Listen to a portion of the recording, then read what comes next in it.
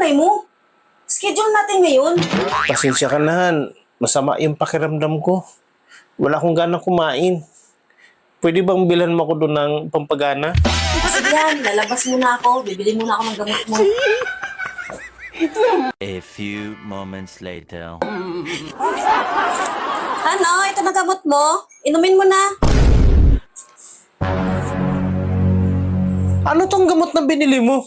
Robust. Bakit yan ang binili mo? Pampagana ng kain dapat. Yan na nga yan. Double purpose na nga yung binili ko. Extreme yan. Bira. Paano naging double purpose yan?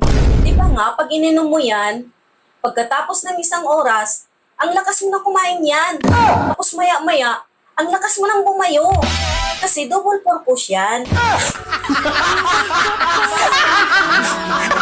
Wala ka man lang patawad?